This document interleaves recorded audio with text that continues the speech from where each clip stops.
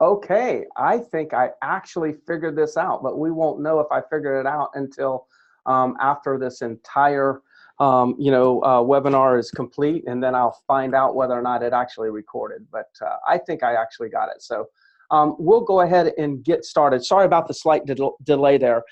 Today is week 9, or we're talking, I guess this will be the 9th module, the 9th conversation that we've had within the 12 weeks of total immersion. So I'm assuming you can see me. Can you give me a thumbs up? I mean, if you can hear me, it's more important. Cheers to you also.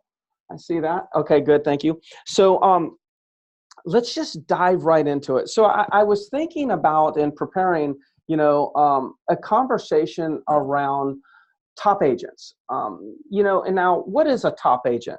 A top agent is, in my mind, it's somebody who is reaching the goals that they want to reach, and they're stretching beyond what they may have thought that they initially were going to be able to create that for themselves. So I'm real careful to define top agents as a number, because quite frankly, there are agents that are doing 25 deals, and in most companies, if you have an agent doing 25 deals, I mean, that's a big deal, right? So I don't want to say that's not a top agent. That is a top agent, because in most companies around the country, if somebody's doing 25 or 30 transactions, that's they're celebrating that quite a bit. Then there are companies out there that don't really care how many transactions you do, but if you're doing a certain amount of volume, then that could be a top agent. Like somebody could do $5 million worth of volume and do it with 3 transactions. And though there's not a lot of transactions there, the volume would make them a top producer. And then you have, companies like the Myrtle Beach office where, if you're doing 70 deals or more, then maybe 80 deals or more, then that's considered a top producer, because the average person's already doing 30, right? When you look at the per person production and you look what an average producer is doing, say 30, well, surely in that environment, a top producer couldn't be 25 deals if the average is doing 30. So it has to be significantly more than average. So it usually becomes a 70 or 80 transactions when the term top producer is, it comes into play. What I'm trying to illustrate here for you and share with you is, like, there's a lot of subjectiveness. It's a very subjective term, top producer. So you'll have to determine, what does that mean for you? What is top agent for you? For some of you, top agent could mean, hey, if I could do 35 transactions and I could work and live a normal life, right? I could work like 40 hours instead of 70 hours a week. If I could do 30 transactions in 5 days a week or in 4.5 days a week, and only have to work one evening instead of multiple evenings being on the phone, and being able to recapture my weekends and be able to have the weekends for myself. That would be another example for some of you of you becoming a top agent. So I'm going to have to leave that to you. But top producers in my mind, top agents in my mind, are people who are constantly working on their business. So then when they're working in their business, they're producing at much higher levels than the other agents that are just working in their business.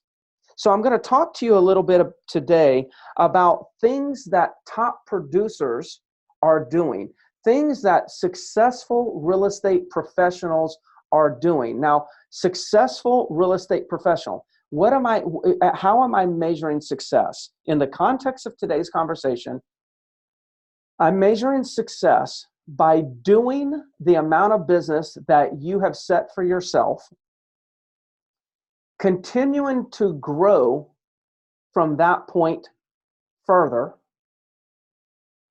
but maintaining a life worth living.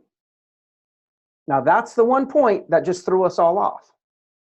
That's the one point that throws the real estate agents off, because most real estate agents don't believe that they can do more business and work less time. Most real estate agents don't believe that they can be in control of their career. Most real estate agents act, even though they don't enjoy it, act as if somebody else is controlling them, like the buyer calls, the buyers, the disgruntled active listings that you have, unreasonable agents on the other side of transactions, unreasonable agents with, sellers with unreasonable expectations. Like, those are the things, these are the types of things that show up, that kind of frustrate us. And then we take that home, or we end up making calls at 8 o'clock at night, still returning calls at 8 o'clock at night, which makes us tired, and which frustrates our families, and then makes us question, gosh, do I really want to do this? I mean, I'm kind of getting burned out. Well, I've got news for you. There are agents that actually treat the real estate profession as a real business. And when they treat it as a real business, they actually get to earn extraordinary amounts of income. But more importantly, they get to earn an extraordinary life. And that's what's very, very important, because a lot of people think that coaching and guiding you all to continue to grow your business, that the only reason that a company would talk about this is because the company wants you to do more in order for the company to make more. But here's the reality that I've learned over the years of growing real estate operations and coaching real estate agents. As I can coach agents on how to balance their life with their business, then that's when their business grows to extraordinary levels. I was talking to an agent in my office the other day. He's a young kid. He's 21 years old. His name's Hunter. He might be on this call. And, and he's got, 29 or 30 active listings, and he's only been with the company for 6 months, and he's only had his license for 9 months. Approximately, I think somewhere in the 9 months range. Was with another company, wasn't doing anything, came with us. He's got 30 active listings in 6 months, and he's probably got 8 or 9 pendings right now. He's a 21-year-old kid. And the whole conversation I'm having with him right now in my coaching is, and I'll put him on the spot because he needs the whole community to help him with this. And he's so fixated on more business, that he's actually forgot to have a little bit of fun in his life, which is going to translate to burnout, stress, unhappiness. And then eventually it'll show up in less production. So my coaching to him was, I demanded last week that he told me, he had to tell me last week, I said, you have to do something fun. Well, I don't want to do anything fun. I need to focus on business. If I'm doing anything fun, then I'm just going to be thinking about business. It's going to be miserable. And I said, well, I don't care. You got to do something that's fun. So he did go out on a boat with some friends, this weekend. Now, the whole point is that I know the key to helping him grow his business is me coaching him on something that's way different than business. And that's kind of like what I want to talk with you about, is that the whole point in coaching is to help us gain what we really wanted out of this career in the first place: freedom. We didn't want to have to work for somebody else. We didn't want to have to clock in. We didn't want to have to clock out. We didn't want to have to be told what to do. And that's exactly what we got with real estate. We got all that we wanted and more. We got all that we wanted plus a bunch of crap we didn't want, which is phone calls at 9 o'clock every night, which is not being able to sleep at night because of all the things that you didn't get done and all these indecisions that you cannot control amongst your clients. It's like that one agent that bickered at you because something didn't go right in the transaction that you couldn't control, and now you're losing sleep. It's that Saturday morning when you're going out and knowing that you're not going to be around your family. Like, all of those things is what we really got with this career when we actually thought we were getting into this career for freedom. Did we really get freedom? No, we didn't. We didn't get freedom. We got it, but it looks totally different. For a lot of people, they would actually like to give it back up. Boy, I wish I could go work a 8-to-5 job or a 9-to-5 job. So what I want to talk about today is I want to talk about how top producers, top agents are growing their business and maintaining a life worth having. So I'll just go through it. Number one, I put down here, they maintain great connections with their past clients and referral sources. Very important. Like for agents that are really growing and maintaining a nice lifestyle. Now, I'm not talking about buying yachts and, that type and jet setting all over. I'm talking about like getting what exactly you wanted out of this business. A lot of us got into this business because we wanted to increase. We didn't want a ceiling on our income, and we wanted to control our destiny. But most of us are not reaching the income that we would like to reach, even though there's no ceiling. We're still not obtaining it. And at the other standpoint, when it comes to having all the freedom and being able to control our destiny, it's like it doesn't really feel like we're in control. It seems like our clients and our leads and everyone else is in control, and we're just trying to play catch up every day. You see, top agents that are really growing their business, they're maintaining connections with their past clients and their referral sources. Past clients and referrals should represent a minimum of around 20% of your transactions. It should represent a minimum of around 20% of your transactions. Now, if it represents way more than 20%, like let's just say 50%, then that means you're probably out of balance on the other side. Yes, it's great that you're building a referral only type of business, but you're also leaving a lot of other business on the table that you could, right? It gets to a point like somebody who's 80% referral business, or they say I'm 100% referral business. Well, usually that's great, except they're probably only doing 25 transactions and they're wanting to do 50 transactions. And what they need to do is they need to balance out that and diversify a little bit and go find some new business. Now, each one of you will figure out where you fit. What is that perfect, blend between referral, past clients, and some sort of generated type of business? But I would say to you about 20% would be the number that should be a minimum. You should be getting 20% of your business. 1 out of 5 should be coming from a past client or a referral. Now, if you're brand new and you don't have a lot of past clients, then it'll take you a little time to build there. But it's important that you know this, because when you know that 20% minimum can come from that one source, then for you to capitalize on that one source, you've got to really create a nice experience for the people that you work with. So if you're creating a good experience for the people that you're working with, then you're going to start getting those referrals and repeat clients. So of course, this is not the case for all agents. And the only reason why very little attention is placed on the nurturing and communicating to our client, basically the reason why most agents are not getting this type of business is because they're just not putting enough emphasis on communicating and nurturing with their past clients or referral sources. See, one of the things that I had shared a while back with this group, everybody that's on the phone or on this webinar, is like taking your past clients, your buyer clients, and sending them a text. Hope things are good with you. I was looking at the market for properties like yours and see that prices have been going up.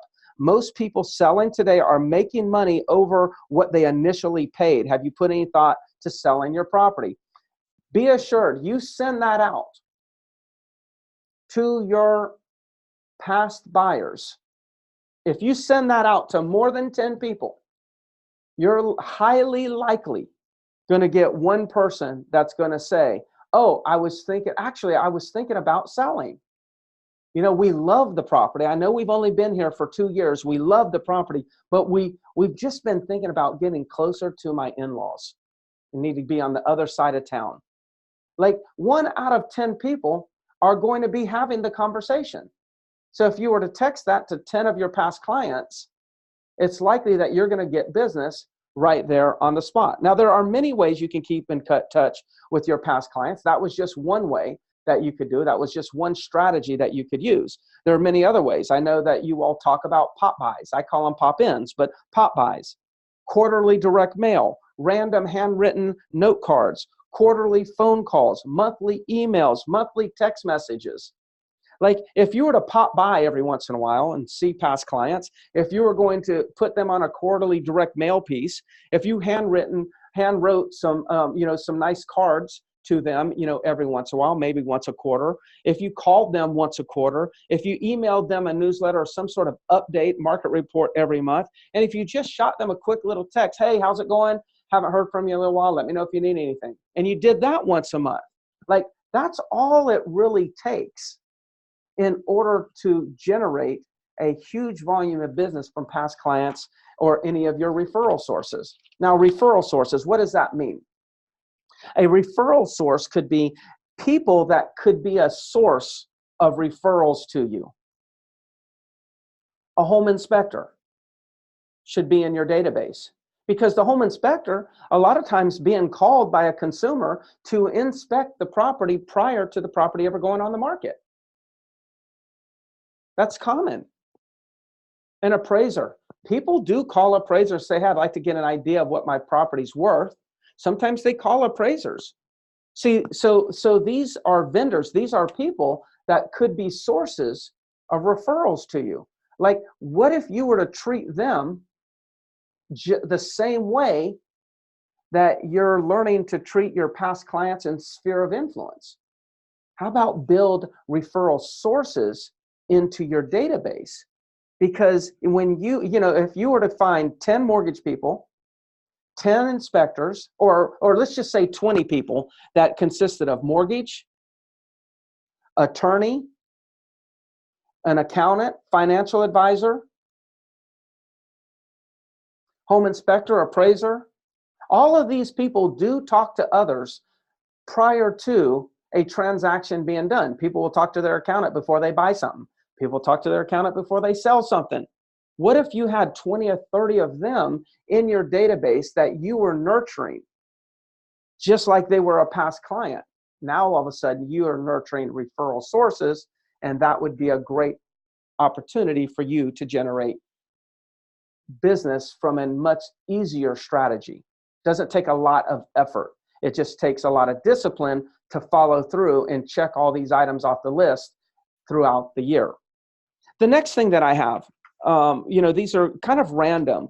These are things that I've noticed with top agents that are growing great businesses, and they're actually living the lives that they want to live. They're not burning out. They're actually being able to design what their life looks like. Now, before I get into this next one, I'll say to you, I hope everyone takes this the right way and doesn't think anything negative about what I share.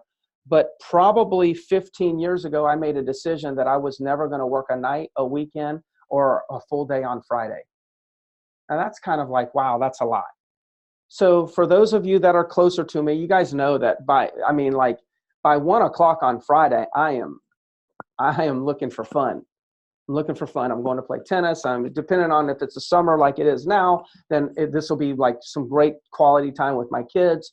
If it's the school year, then it's great quality time with my hobbies, whether or not it's, me going, wakeboarding for a little while in the afternoon, whether it's me playing tennis, whether it's my wife and I just going and doing something before we have to go get the kids, after school. That's kind of like my time, that half day on Friday. Or if I want to take a 3-day weekend, then, I'm pulling out at 1 o'clock. So I made a decision about 15 years ago that I was only going to work that type of schedule. And for the most part, it's very rare that I will work in the evenings. It's very rare that I work on weekends. It's very rare. I can't even remember a weekend that I've worked for years.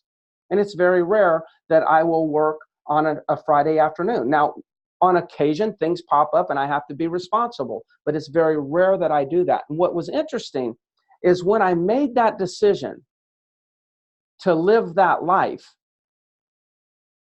then I simultaneously had to figure out how to most effectively and efficiently build a real estate business around it. So when people say, well, Greg, you seem to be a lot about systems and coaching and training and discipline and, yeah, because those are the things that I had to do in order to work 4.5 days a week. Yeah, but so it's like you've got this routine and you seem to do it every day. Yeah, I do this routine so I can work 4.5 days a week. Yeah, but Greg, it's so disciplined. Yeah, yes, I'm disciplined so I can work 4.5 days a week. So what people don't seem to connect the dots is a little bit of discipline, a couple hours a day, gave me my dream life, gave me the freedom that I was looking for when I was attracted to the real estate industry. So we can have the discipline and the systems and follow the process and have freedom, or we can do it the way we want to, but so often kind of complain about being overworked. The next one here is changing gears a little bit here, is top agents aren't so picky about the deals they do.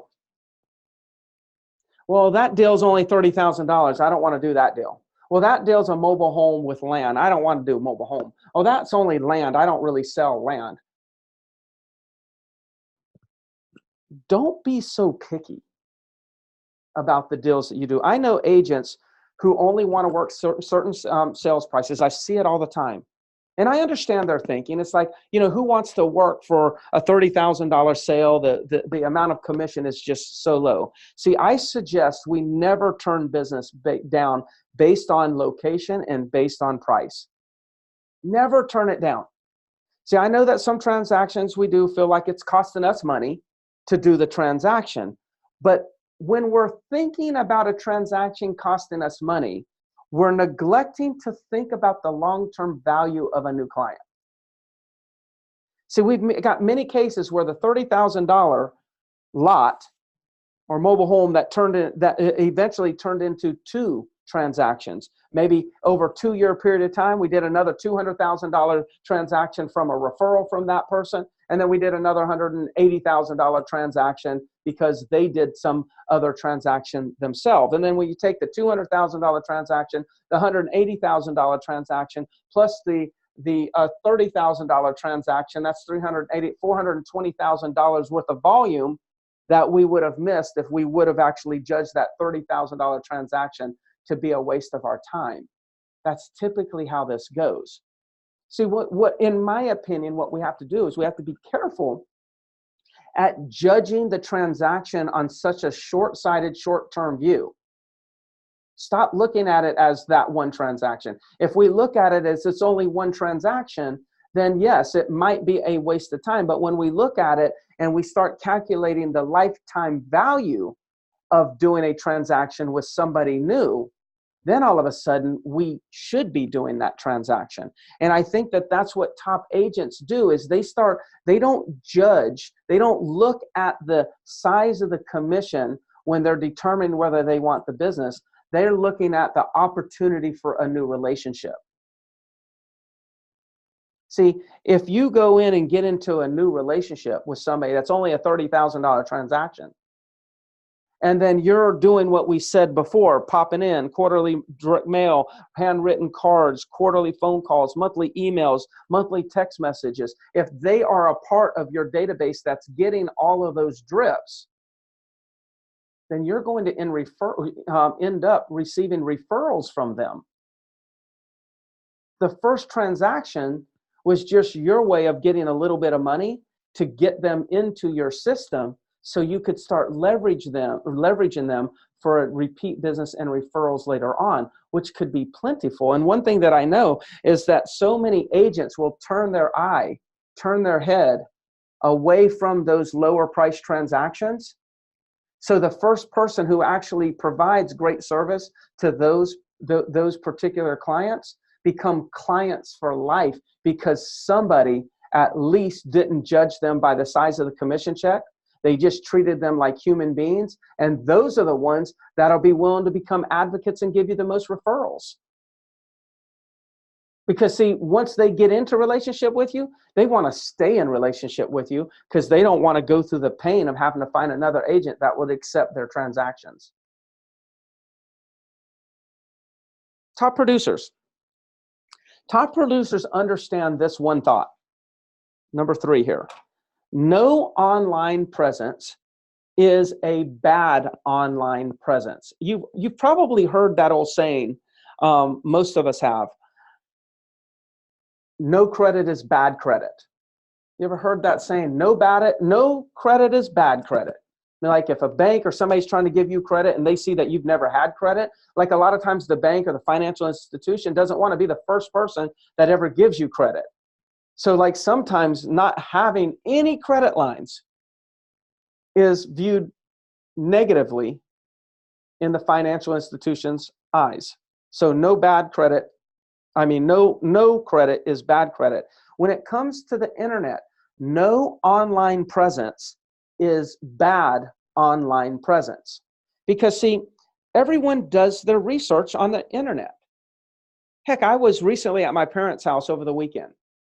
And my mom was on the couch and she was, they're buying a piece of property in California. And I saw her on her iPad doing research.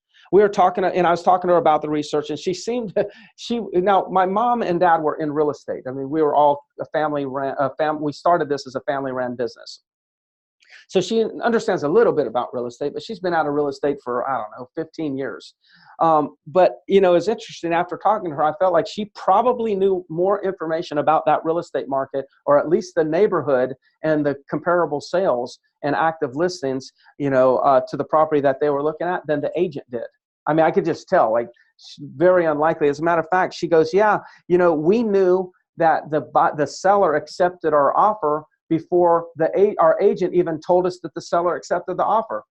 And she said to me, she goes, yeah, realtor.com, it updates every 15 minutes. So we just kept looking at it and it updated to pending. And I knew that that's how they accepted the offer. And then a few hours later, the agent called me and said they accepted the offer. Now, this is a 79-year-old woman sitting on her couch with an iPad.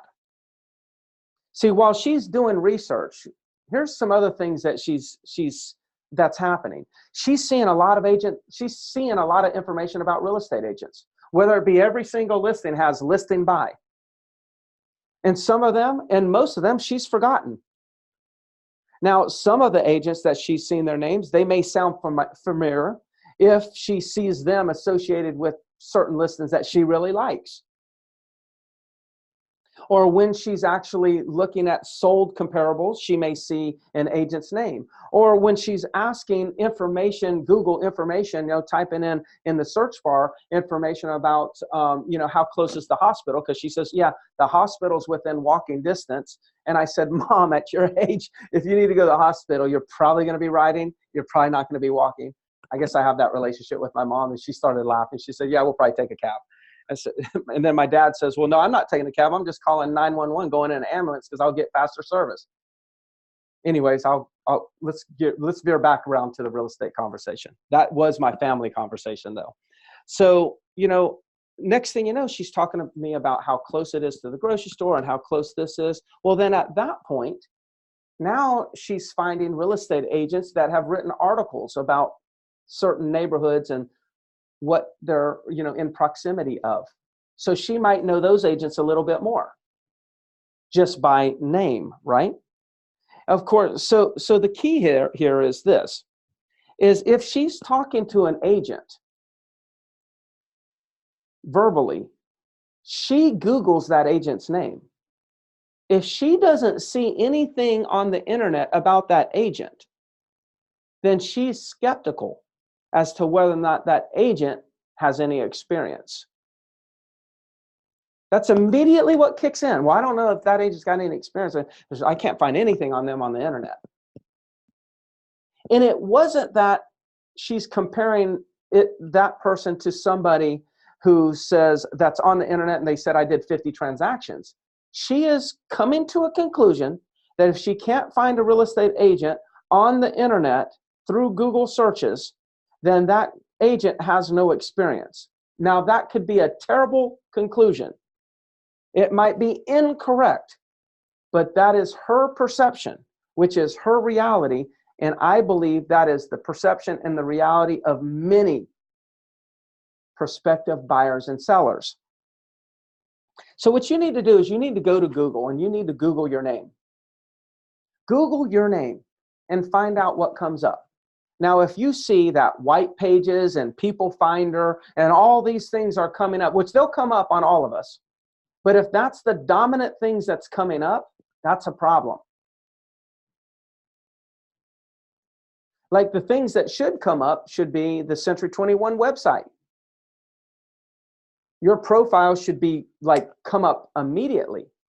If you don't have that, that is a double whammy. I mean, you're representing yourself, Greg Harrelson with Century 21, and then all of a sudden they're Googling you. They can't find your name, and they can't find you associated with Century 21. That's not going to be good. That's going to lead to, uh-oh, something's wrong. I don't even know if he told me the truth that he was with Century 21. So you've got to make sure those profiles are done. Most of you have those done. If you haven't, or if you haven't updated, go in there and update it. Google your name. Have you completed a free Zillow profile? If you haven't, you should. Have you completed your Trulia profile, your Realtor.com profile, your Homes.com profile? Like there's many places that you can go and there's free profiles. You need to fill out your bio, put your areas that you like to work, put in your picture, put your contact information. Because see, all of those free websites, they're optimized so well and they stand up at the top. So you got to make sure that you've taken advantage of all of building out all those profiles, because when they go to realtor.com, they Google your name, and a lot of times they'll see realtor.com beside your name and they click on realtor.com and then they see that you haven't completed your profile. Well, that agent must not have been in the business that long. Like there's no picture on the profile, bio, empty, contact information, nothing. Like if they're Google, I know that when somebody has a listing appointment with you, and you bet you might as well bet your bottom dollar, every buyer that you're showing property to is Googling your name. Now, maybe I'm wrong. Maybe it's not 100%, but a higher percentage every day is Googling your name to make sure that you don't have a criminal record. Because see, just like we've got to protect ourselves from people that we don't know, meeting them at houses, don't you think they're trying to protect themselves also? See, this is a great opportunity to get free exposure internet presence. It doesn't cost you anything. I'm not talking about building websites and paying for stuff. I'm talking about just understanding that top producers make sure that any place that they can put their bio and their picture and contact information, they put it there. The next thing here, again, it's kind of random, the things that I'm talking about, but these are all things that came to my mind as I'm building this, this outline here, is top agents that are doing a tremendous amount of business, but most importantly, are successful because they're enjoying some free time for themselves and their families or their hobbies. They're relentless on nurturing leads. Relentless. We all know that real estate is a numbers game, and I know that most people don't like to hear that real estate is a numbers game, but the reality is this, that just about everything is a numbers game. If you're Apple, they are looking at numbers and measuring them up against other numbers, and they're taking action to see if they can do this and change the numbers.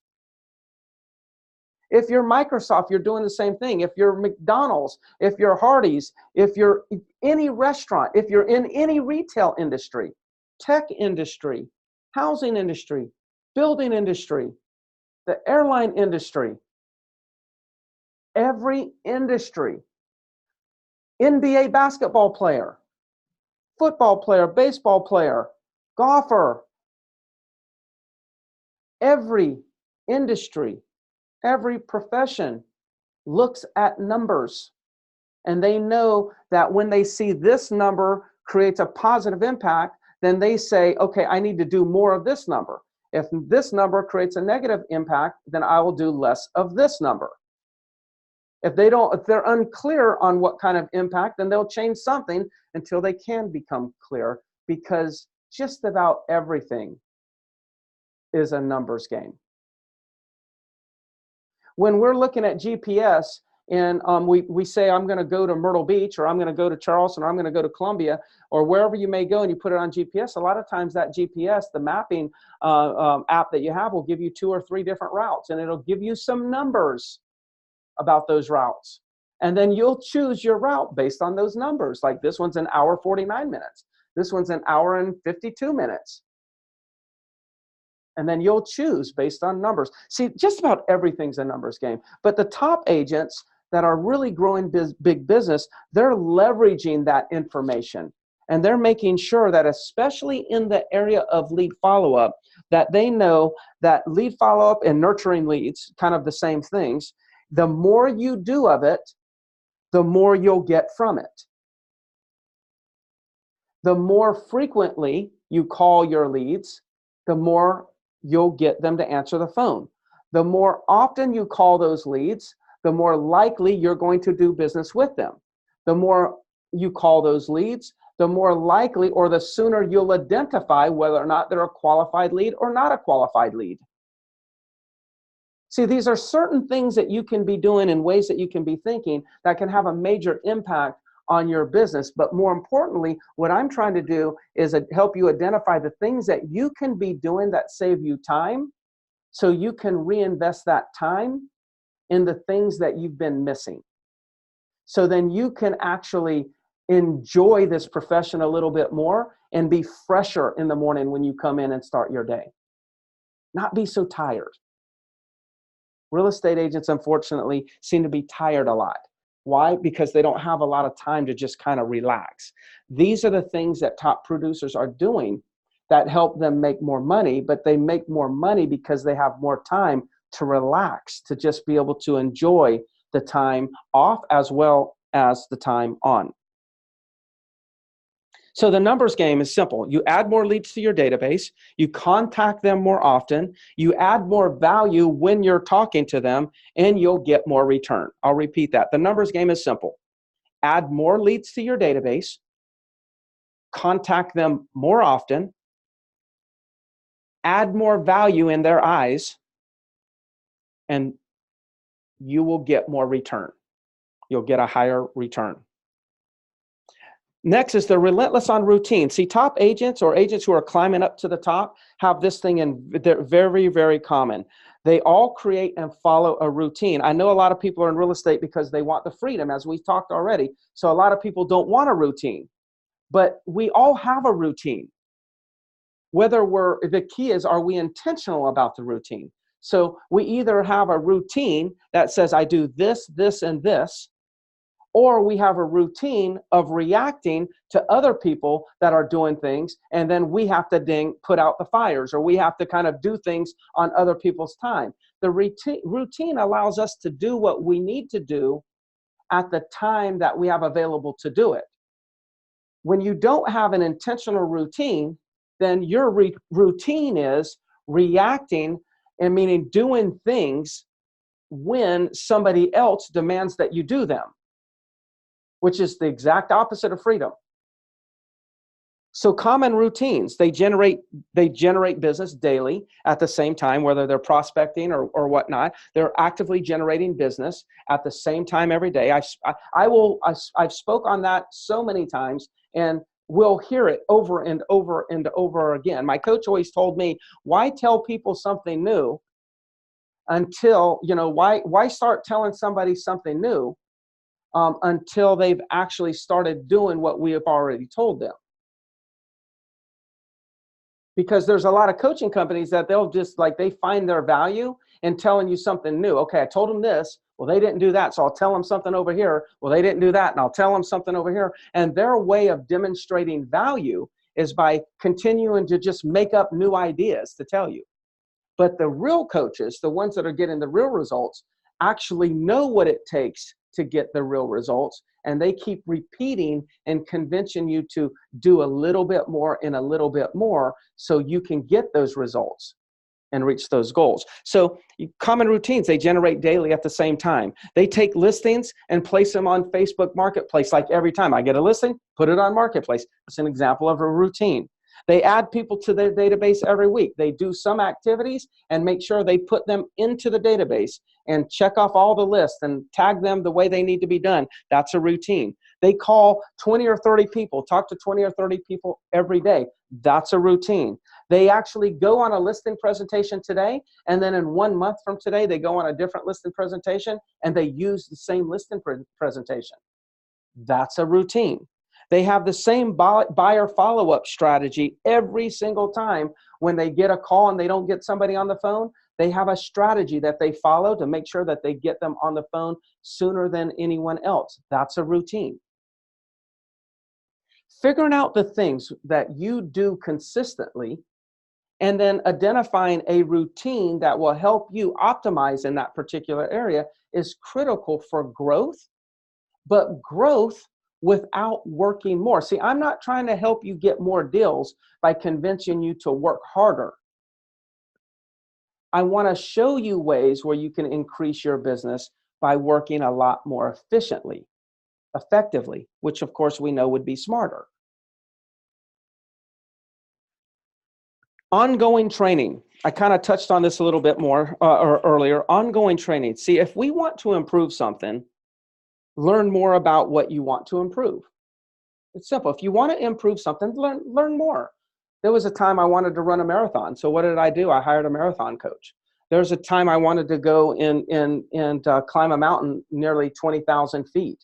And what did I do? I hired an endurance coach to help me with the proper training strategies to be able to get to that high of an altitude. You know, I was doing triathlons, and I remember hiring a coach for triathlons. Want to do real estate, so I hired a real estate coach. Now, why did I do that? The reason why I did that, and the reason why top CEOs and athletes all across the country hire coaches, is not because they can't figure it out on their own.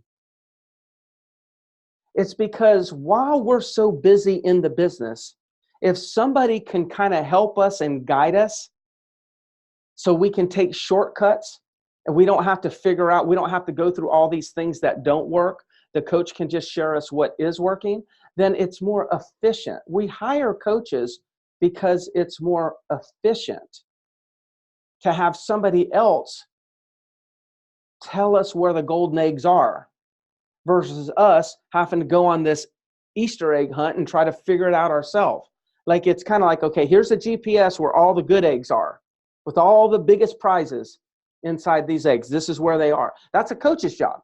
It's like, hey, you got 1,000 things you can do, but there's only 5 things that you can do that are going to be very effective, where you can earn lots of income, and you can do it where you manage your time and be able to enjoy your life. See, the coach, that's what the training and coaching is for. The coaching is, and is to kind of point you to the spot. You still have to do all the work, but it's to point you to the spot. It's not to tell you what to do. It's not to micromanage you. It's to give you hints. It's to share the secrets. It's to give you the path. It's just like you went to a GPS and you put in this address. You know, it already identifies where you are, but you put in this address and hit a button and it showed you exactly what streets to take. The GPS is a coach. That was your coach. See, top producers, they focus on ongoing coaching and training because all they have to do is put in a goal, hit a button, and the coach will draw a line on how to get there and take the thinking out of it. Now, we don't argue. We seem to always listen to the GPS. Imagine if we did that with the things that we're exposed to in coaching and learning. Like, imagine what would happen to the business if we treated that, our business, just like we treat that GPS in the car. We had blind faith, and that's what the top agents are doing. I could go to any, corporate, Remax, Century 21, Caldwell Banker, Better Homes and Gardens, Keller Williams, EXP, all kinds of different, even smaller corporations or regional franchises and independents. And I can go to coaching. I could go to their national conventions, and I have gone to many of them. And we'll see that the top agents at every one of those are in coaching. So I had to add this to the list, right? Again, in order to get what you want, in order to enjoy the hobbies, the family, the weekends, the nights that you would like to enjoy for yourself, we have to just become a little bit more efficient and effective during our work day. And instead of you trying to figure out what are the best ways for me to be efficient and more effective, then if you'll just follow some of the coaching and the training that's shared with you, we're already answering that question. That's why top producers are doing it. Top producers are not doing it because they want to be micromanaged. They're doing it because they want freedom. And engaging in learning and taking action leads to freedom. And I'm all about freedom. I really, really enjoy to spend a lot of time with my family. And the way that I got time with my family, which I get a lot of time with my family, the way that I got that is through following the advice of my coaches and trainers. The last thing here that I'm gonna say is prioritizing tasks. Invest in your time, then start investing your money. One of the things that the top producers seem to do is they invest their time instead of investing their money. Now, they do that first. They eventually invest their money. But what they do in the beginning is they invest their time. They learn new, effective, and efficient ways of generating business that is outside of buying business. And they learn how to master those strategies. Because, see, that's something that they own. That's something that they control. That's something that they can turn on or off themselves. Nobody controls the agent who knows how to generate some business on their own. So top agents have tended to master some sort of lead generation strategies. It doesn't matter if it's cold calling, expired FSBOs, open houses. They're all strategies. All of them are effective when you master them. So whatever it is, like some are a little bit more aggressive, some are a little bit more passive, that's a personal preference. You can master so many different areas and grow your business. And once the agent mastered some sort of self-generation strategy, mastered it where they knew, if I do this, then I get this. Well, what ended up happening, then they started generating profits for themselves. Then they took those profits, and then that's when they started investing their money. See, they invested their time, became a master at some generation strategy, generated profits, then took a portion of those profits and then invested it into those shiny objects that promise that they'll make you all this money. The agents that tend to struggle are the ones that they go and invest their money in the shiny object as a way of avoiding investing their time. Top agents invest their time, master a strategy, earn income, and then invest the income. Struggling agents that have tended to struggle in our industry, wanted to avoid the investment of time, and they started just investing their savings into the shiny object so they wouldn't have to spend so much time figuring out how to create business for themselves. And then they ran out of money. And when they ran out of money, the stress levels increased, and then they started chasing deals. And when a deal fell through, they would fall out. They would just be panicking. See, top agents focus on mastery. Invest your time in some sort of lead generation strategy. Again, I'm not talking about cold calling. That's why I'm not saying invest your time in prospecting, because there have been some tremendous results in this office where with open houses, like tremendous results. Like 12 people stopping by, 6 leads, I think was what I heard when I was in Columbia the other day. Those are great results. Like, you might not be able to create that result by prospecting one day. You couldn't cold call and get that result on one day. You also can't do that open house 7 days a week and duplicate that result. But the reality is that was a generation strategy that created a result. Now what you want to do is you want to make that a routine. See, creating so for the few people that I can see in the room, has anyone ever heard of Milli Vanilli? Raise your hand. Don't be shy if you've heard of Milli Vanilli. Wow, no one's heard of Milli Vanilli? Huh. Okay, one person was, okay. Yeah, okay, now we got two people. Okay. All right, so here's the deal. Milli Vanilli was a one-hit wonder. In that hit, they were actually lip syncing. But if you notice, like when you go and Google Milli Vanilli, you can only find like one song. Or there might have been two songs they got in trouble for lip syncing. But that's what that when I hear a one-hit wonder, that's what it reminds me of. See, like you go out there and create a strategy. You commit to a strategy like doing an open house and you create a result, but then you don't make that a routine. That's the same thing as being a one-hit wonder. It's like, great, we created a result, but we can't create a career. We can't build wealth off of creating a result. We build wealth off of creating a routine when we know something creates results. Like duplicating it over and over and over again. When we know it creates result, doing it again and again and again and again, like it's a routine, is what builds us up to be a top producer. Like one time won't make us a top producer, but a routine, when the routine works, will make us a top producer. And that's one of the things that I see with agents that are really growing their business.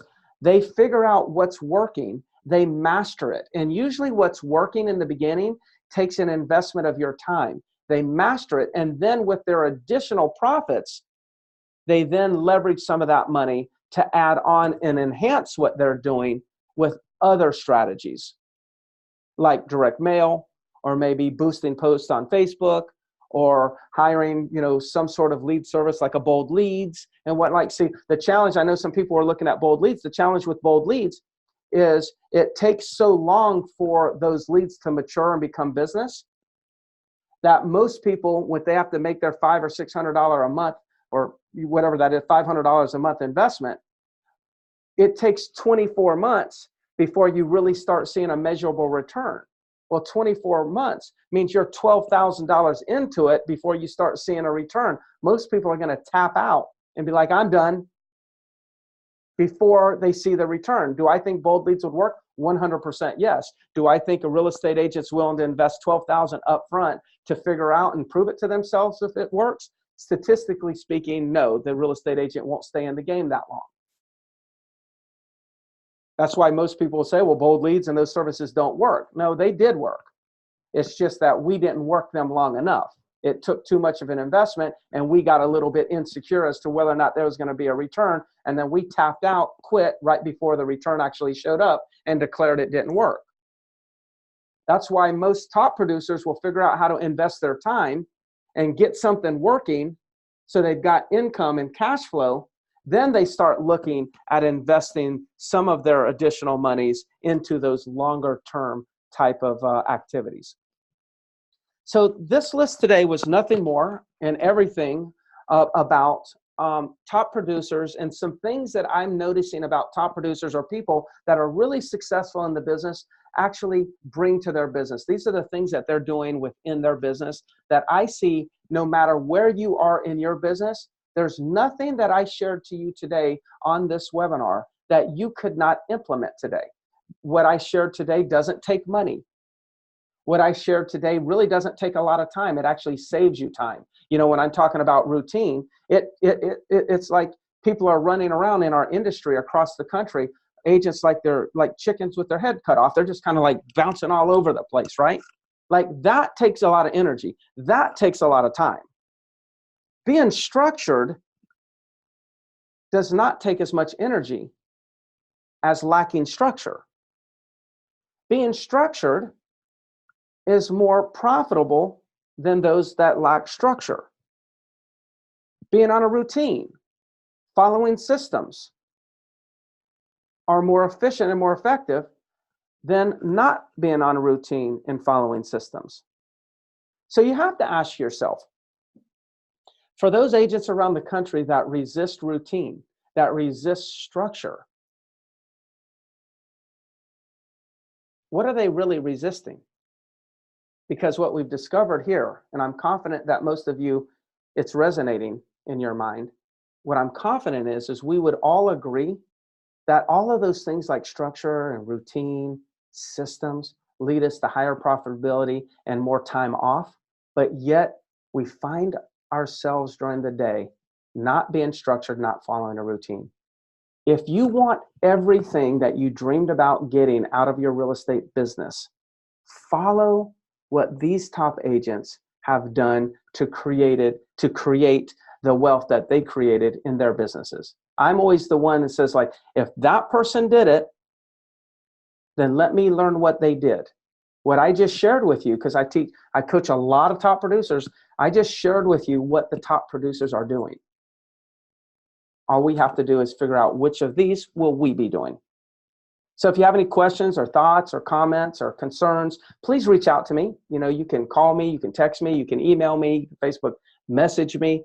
However you want to reach out, I'd love to be able to help you grow your business beyond. And of course, I see Alejandro in the back. You got Alejandro and Gary and, you know, and others on our leadership team that I've had so many conversations with, and they're all committed to helping you 100% also. So please use us to help catapult your business. That's what we're here for. We'll talk to you later. Bye-bye.